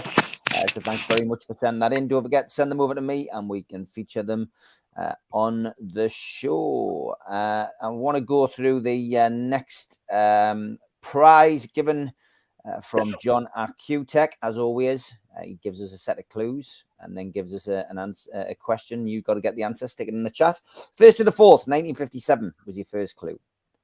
1986 to 1988, NUFC. 5 career goals.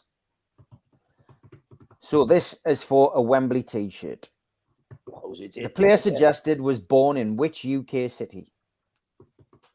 Name the city in the chat. John's in the chat. He will tell us if you are right and who the first winner is. He'll let us know, and he will post out a Wembley t-shirt for you.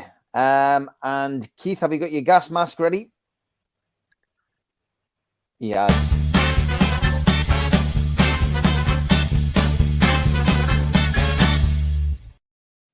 Now, usually the lookalikes is all about dogs. We've had a slight influx of furry animals this week. Mr. Steve Hasty mousing about. Mr. Hasty without batteries. I knew after last week, Steve, this was going to happen. From Rachel. Oh, God. Honest to God. Anyway, we did move on to something a little bit more sensible from Barry Coy. He says, I thought I'd jump on the wildlife bandwagon. Did you say sensible? Yeah. Now, hold on, Steve. Look at that. He's even got the same jumper on as you. Avatar. It's the hair, man. The feathers for a start.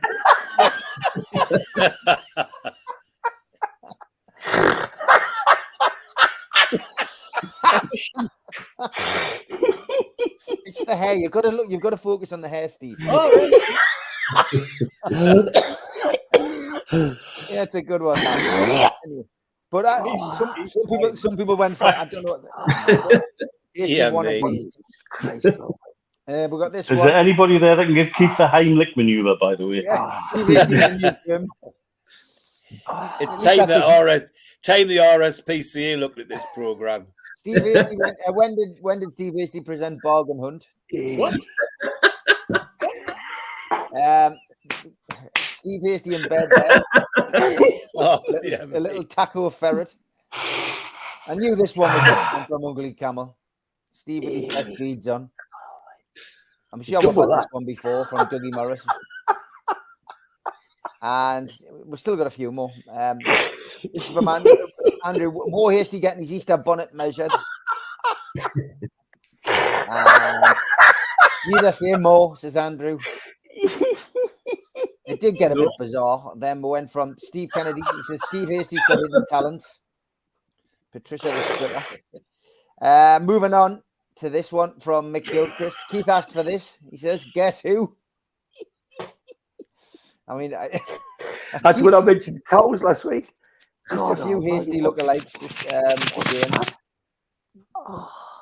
That one. Yeah. I always get surprised when I see a dog that I haven't seen. I mean, we must have run out of them now. Oh, yeah, it's Tom Dixon getting in on the act. And we're going through the last few. I thought he was a friend of ours. And this one, yeah. Not so sure about the one on the right. Definitely the one on the left.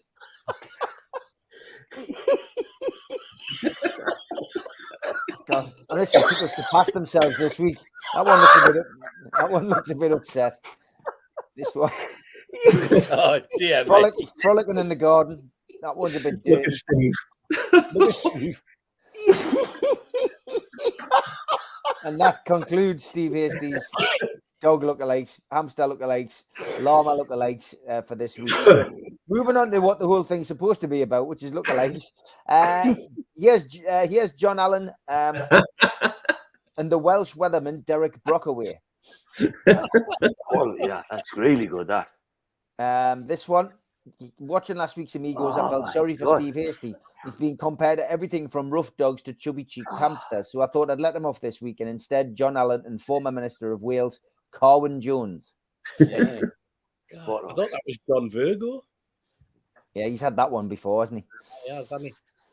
Didn't know you and Borough Mag were tag team champions. Very good one, that, like. Very good. Does look a bit like Joe. This one was sent to us by Keith. One of his mates sent him it. I never knew you were an ice hockey umpire at Whitley Bay. Thanks to John Mendham for this one. It says it's Keith there on the left. Johnny Mendham. Bad man. This one's from Tom, Cockatiel and Cristiano Ronaldo. And this one, Tom Dixon again. Thanks for that. I'm not even going to attempt to do that surname. Ray Parler and Charlie Dimmock. Yep. Not as good as the dogs are the hamsters, like. Last couple. If Sir Keith and Steve Wraith had a baby, said Stephen Kennedy. And the winner this week for me was this one. Joe Willock and a bloke sat at the bar at the start of Michael Jackson's Beat It music video. Very good, that, Ian. Really just for the fact that you're trolling music videos to try and find lookalikes. Well done, Ian. Well done. He's Good homework. If you've got any lookalikes, please send them over, and I'll endeavour to get through as many as possible.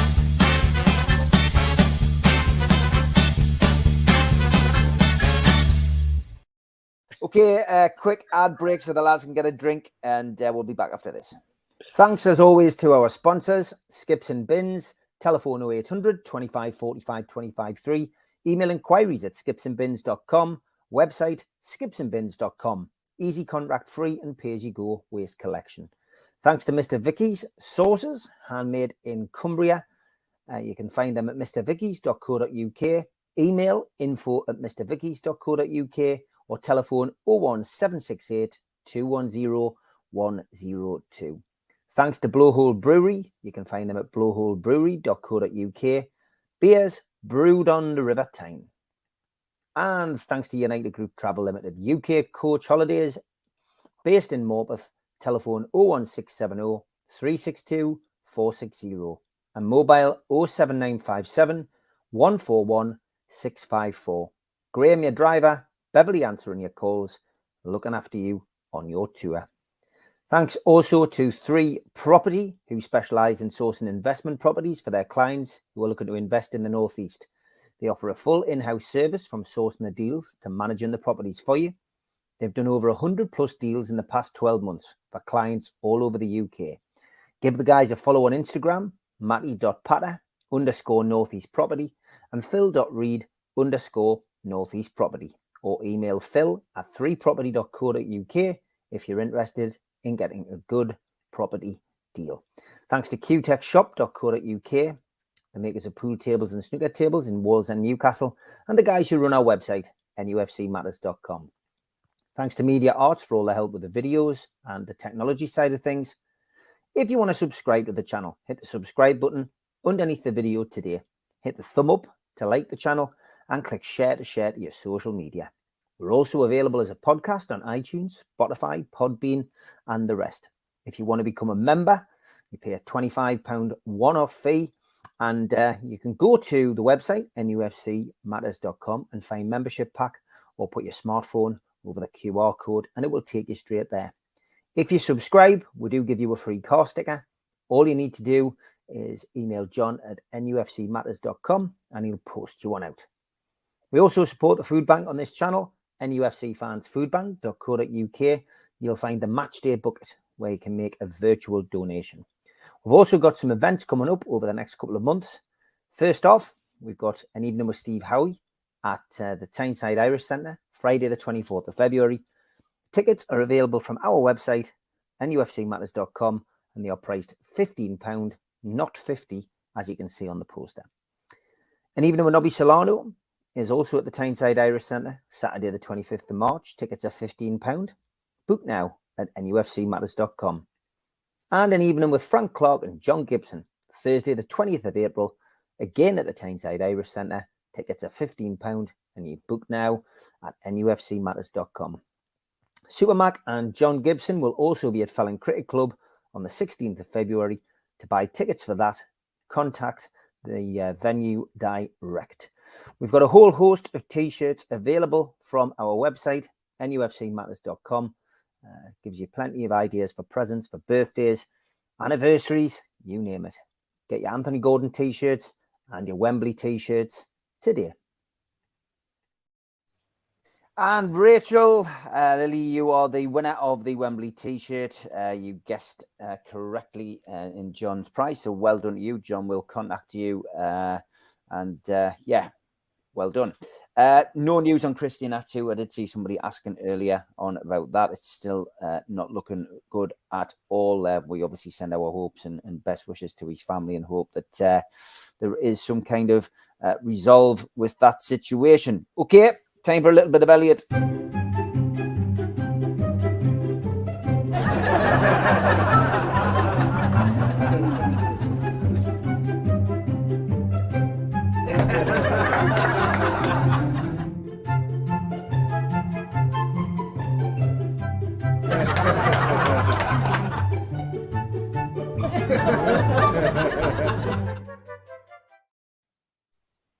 If there was competition for saggy, my missus would beat everyone. In fact, she'd wipe the floor with them. Thank you, Elliot. Oh, God. Dear me. Little bit risky, Elliot. And I didn't need the word out. Apologies to anyone who's offended. Anybody? Little bit of titillation. Thank you, George. That's a good one. Good one to chip in with. Newcastle United. At least you didn't make a boob of it, Steve. No, definitely not. Good to get abreast of these things. That's a pair of them now. God. Steve, you need to nipple this in the bud. Move on. Right. That's it. The program's going to get must feel like a right melon. Apologies to any woke people watching. Switch over the channel now. Put your fingers in your ears, kids. Bournemouth away. In the words of Alan Partridge, Fanny. Exactly. United, United. I love the fact that NUFC.com call them that now. Are in Premier League action, of course, against Bournemouth on Saturday, 5:30 kickoff, and the game is live on Sky Sports. 1,300 away ticket allocation is sold out. And Newcastle are unbeaten in the last 7 Premier League games on the road, as I mentioned yesterday. This is their longest run since 2003, 2004. Bizarrely, that sequence of 7 games were all draws. The longest unbeaten away league sequence is 10. During the 1907-1908 First Division season. And there was also a run in 2009-2010, which included a run of 9 without defeat from St James's Park. This is the 3rd meeting of the season. Of course, we had a 1-1 draw at St James's Park in the Premier League and a 1-0 victory on Tyneside in the League Cup. The Eddie Howe derby, well, this is the first time he's returned to Bournemouth since he was dismissed as the manager in August 2020. And this is the first time he'll have been in the away dressing room.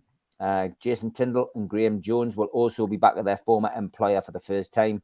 Tindall was sacked from his position as the permanent boss in 2021, and Jones then was his assistant. He was departed and obviously came to Newcastle and joined Steve Bruce's backroom staff. Bruno serves the second part of his 3-game suspension. Alexander Isak is back after his layoff due to concussion protocol. Matt Targett's back in training. And Javier Manculo remains unavailable. As for Bournemouth, Gary O'Neill's side are without a win in the last 8 league and cup outings. They've taken just 4 points from the last 33 available to them. And at home, they've won 3 times, drawn 3 and lost 4. And the squad in January, the transfer window saw Dango Tara from Leyton Orient, Darren Randall from West Ham, and defender Ilya Zabani from Dynamo Kiev come in. There was no news when they went across there earlier about who was going to be playing, who was going to be available for them. No injury update from them. So check social media if you are interested in that. The referee, Stuart Atwell, this is the 3rd game that he has been in charge of this season. We obviously had Premier League victories at Southampton, a League Cup win in Southampton as well. VAR is Tony Harrington. And as always, we have our regular contributions from the variety of people. Andre can't make it this week. No Toon Stato this week. He is trying to recover from flu. So we do have Scunny Mag giving us all the info you need for your trip to Bournemouth.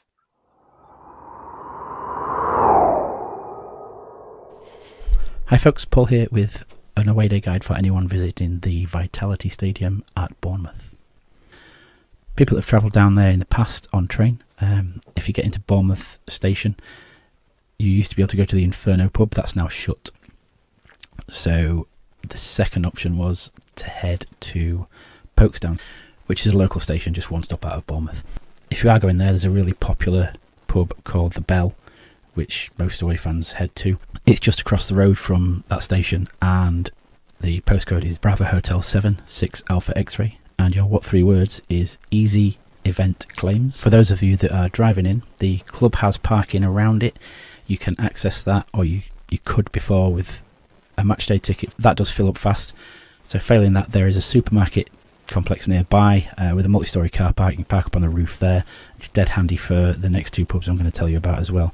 That's called the Sovereign Centre. Your postcode for that is Bravo Hotel 1 4 Sierra X-Ray. And your what 3 words for the entrance is Wages, Bonds, Learn. That's about 10-15 minutes from the ground, and as you come out of there, if you head just south onto the main road through Boscombe, you'll find 2 pubs across the road from each other nearly. One's called Mellow Mellow.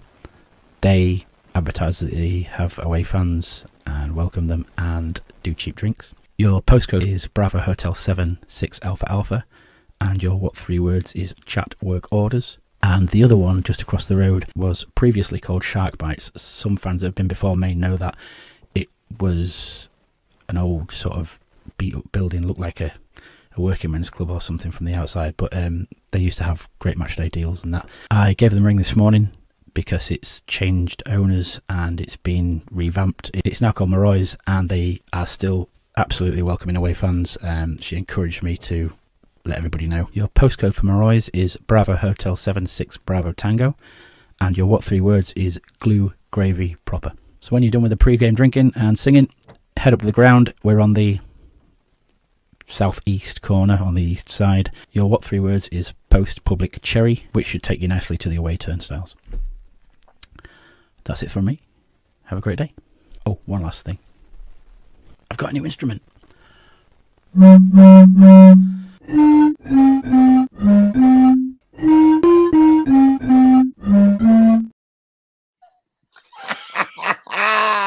He's entertaining, lad. Go on, Scunny Mag. Not as entertaining as this fella.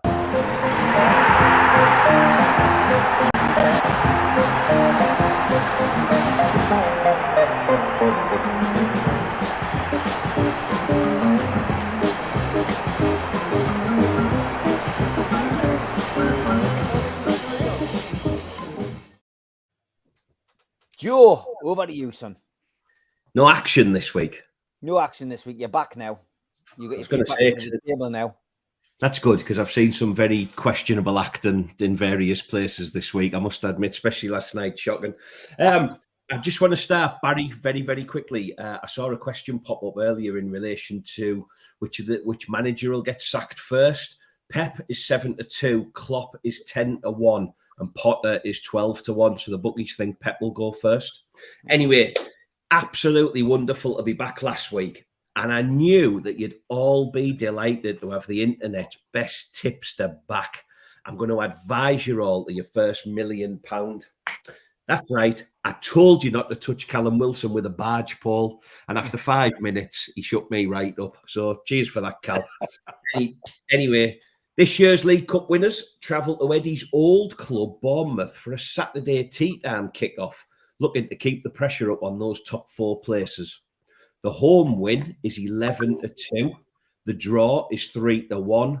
And an away win is 8-15. So again, we're massive favourites. 1-0 Newcastle, 11-2. 2-0 Newcastle, 13-2. And a Penman is 14-1. If you think it'll be a draw, 0-0, 8-1. And ones each, 15-2.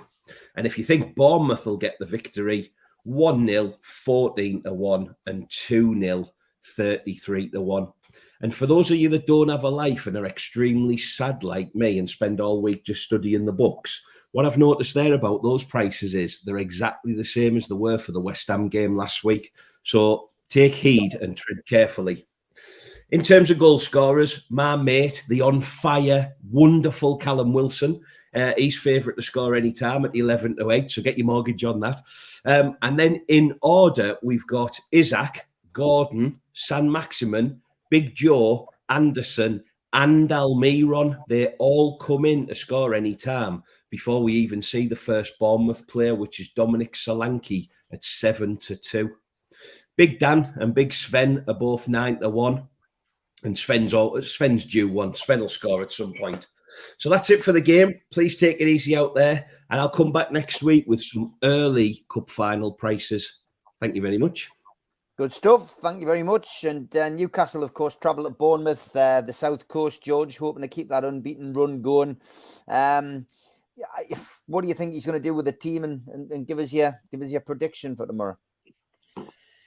Well, I think injuries permitted, he'll start the same team again. But if there's going to be a change, I think he'll find space for Gordon. That 15 minutes last week had to make him think twice, which is what we'll buy players for, surely. And I suspect if there's a change, it'll involve Gordon. And half time, depending on who's doing what, I think you could say Isak on and maybe others as well. And me forecast would be, well, I've been waiting for the week when we do put some of these chances away.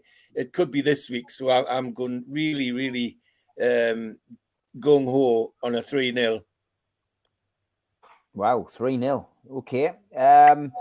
Over to you, Keith. You know, a lot of people saying Maxi, Maxi might start tomorrow. Should we play Gordon? You know, should we get Isaac started? I mean, lots of suggestions. I've got to be honest. I'm erring with George here. I do seriously think he'll probably go for an unchanged team again. Possibly. I'm, as you know, a big Maxi fan, but I thought Gordon had more impact when he came on last week. I thought every ball he touched stuck to him, you know, and I thought he just seemed to have great control. He seemed to have good pace. You could see he was two-footed, and the ball he put through to Wilson was outstanding. So a great, you know, cameo performance for 20 minutes. I thought was great. Tomorrow, I don't know. I think Isaac's kicking doors down, but probably unchanged. That tends to be how he does it. I think the game be tough. I think I think Bournemouth hard side to break down. I think out of all the bottom teams, I think they are a bigger barrier than others. And you play them on their own ground. You've got all this history between Tyndall, Jones, and Eddie. I think it'll be a tight game. So I'm going for Newcastle to win 2-1. 2-1. Okay. What about you, Joe? Yeah, if you think back to the games we've played recently against, you know, particularly the cup game this season, we couldn't get round them. The Park 3 buses, and you know, it was a difficult game in the end. So yeah, you're looking at your San Maximans. I mean, I thought he was atrocious last week, if I'm being honest. But you're looking at San Maximin. You're looking at Isaac to come on and do something. I don't think he'll start. I think Wilson plays if Wilson's 70% fit. That seems to be the way it goes. And Anthony Gordon, and it was great to see Gordon last week. I thought as a cameo performance, it was absolutely superb. I did say, in fairness, that one day you would hope to see Gordon and Isaac and Sam Maximin and Gumares and Almiron firing all in the same side, and then we'll truly see how good we are going forward. But at the moment, you know, we're in a bit of transition. We've got to get Wilson fully fit. We've got to get Isaac fit and in the team. We've got to get Maxi back firing, and somewhere in all that, find a space for Gordon. So nice puzzles to have, I guess. In terms of tomorrow, yes, they're difficult. Yes, they've got some decent players. But like we said last week with West Ham, they're also not very good, and we can't move away from that fact. But we struggled last week, you know, and arguably West Ham did a proper job on us last week. So if Bournemouth park the bus at home, you know, it'll be tough, it'll be scrappy. But I'd like to think quality always shines through. And I'm going to go with Mr. Mitchell, and I think we'll win 3-0 at least. 3-0. Okay, Steve. They aren't very good. You're right, Joe. That's why they're sitting 19th in the league. That's why they've lost 12 games this season. That's why they've got a goal difference of -24. You know, so you're looking at it and you're looking at us sitting there in fourth top. We've lost one game. We've got a goal difference of +22. And you're thinking to yourself, is this going to be a hard game? More than likely, that's what we'll talk about, because that's what you'd expect from the Premier League. You know, it's supposed to be a bit of a level playing field when it comes to one against one.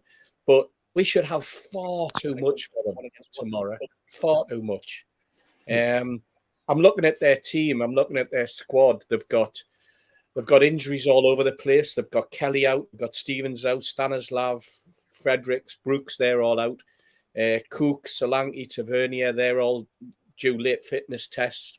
That's what happens when you're at the bottom of the league, isn't it? When you're 19th, you know, you suddenly have injuries. Yeah, players that aren't out for a week. They're out for a month. You know, because they can't take it, because they're under pressure, and you've got a manager under pressure there as well.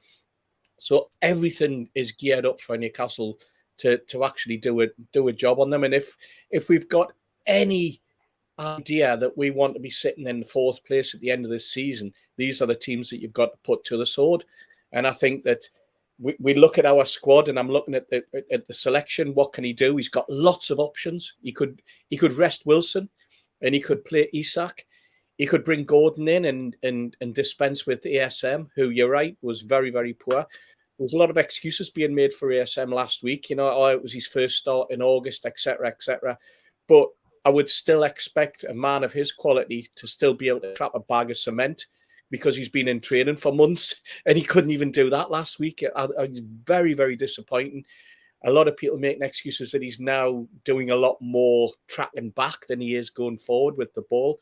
He needs to find space. He needs to create his own space. and he needs to be working alongside. And I think we're also not seeing the best of Dan Burn when ASM's in front of him.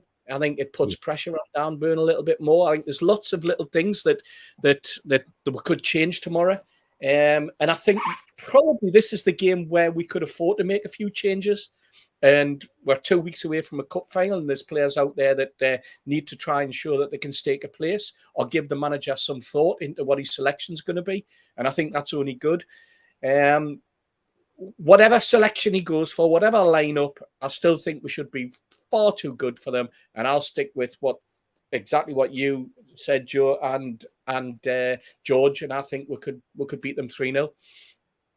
A lot of confidence on the panel. Mitch, are you going to complete the set with the dice? I think it all boils down to what happens in the first 20 minutes. I think if we can break them down in the first 20 minutes, then it's there for the taking. Yeah. It's simple as that. And that's why I think he'll give ASM another go. I think the noise is coming from the club, or certainly coming from the manager, is that he'll roll with it again. And it's like I said last week, there's opportunities there for people to lay a marker down and say, right, we've got a cup final coming up. I dare you to drop me. And if anybody cannot be motivated by that, then we're going to find them out in the next 2 games. I genuinely believe that. So yes, I'm confident. I'm absolutely confident. From a personal point of view, I think we really do have this opportunity to put them to the sword. They'll be organised, they'll be tough, they'll make it difficult. But if we can get into them early, then they've got to come out of the shell, and then they're there to be picked off. And I think we've been very good at that, even without Bruno in the team this season. So let's see what the dice says. And the dice has rolled 0-0. Yeah. 0-0, eh? Interesting. Yeah, well, it is. I'm gonna go for a. I've got to be honest. I felt it was going to be a draw as well. I felt 1-1 last night. That's what I said. I'm sticking with a 1-1 draw. I don't think it's going to be an easy game. Do think Newcastle are a little bit struggling that little bit finishing chances. So I'm going to go 1-1, which is it's still not a bad result away from home. You draw your away games, you win at home. Away from home in the Premier League, you take a draw. But I think from my personal point of view, we have to go east. We've got to lay a marker down. If you look at the games we've got coming up in and around the cup final as well, a marker down today will give the entire squad a boost. Yeah, I would not play ASM tomorrow, and I'd keep him for next Saturday against Liverpool, where you can get behind that Liverpool defence, because I think that then gives them an opportunity to say, you're not playing this week, you're going to play against Liverpool, and then you've got the cup final, and the pressure's on him, but it's also his for the take, and it's his to grab that shirt for the cup final. And I think that he would benefit from that, because I think Liverpool would be a better game for him than Bournemouth, because I think Bournemouth do have this ability to be able to just steal the space, and that doesn't suit ASM. Yes, somebody put up there that he's often double tagged, and he was last week, and West Ham did a job on him. West Ham did their homework and did very well against him. But I think that Anthony Gordon's the one who can unpick a lock, and whether it's Isak or Wilson playing up front, I think Anthony Gordon's better suited to unpicking that lock in a game if it's going to be a controlled and stronger defence than you would expect. Yep, I would agree. Okay, go on, George. I was having a smile to myself when Neil and Steve were talking about the size of the Chelsea squad, and that the first team squad could go up to 39. 1948-49 season, Newcastle United, with a manager called George Martin, had a first team squad of 40. Yeah, that's right. Unbelievable, man. Unbelievable. But, we will persevere. Let's hope that the lads are right and I'm wrong, and let's hope it's a win. Liverpool won the league with only playing 13 players back in the 80s. Yeah. You know, there was only one sub in those days, but I think they actually went through and they only used 13 players in the entire season. Amazing. Just how accurate is the dice, says Muzza. Well, you have to start writing it down, Mitch. Oh, Jesus. They're Start giving us writing extra things to do. That's Start not writing in the contract. Start writing it down. All right. Here's something that's in the contract every week with Julie.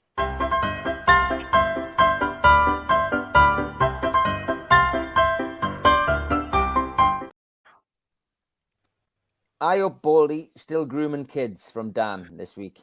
Thanks, mate. Oh, Yeah, exactly. No, I'm not, mate. dear me. And you're blocked.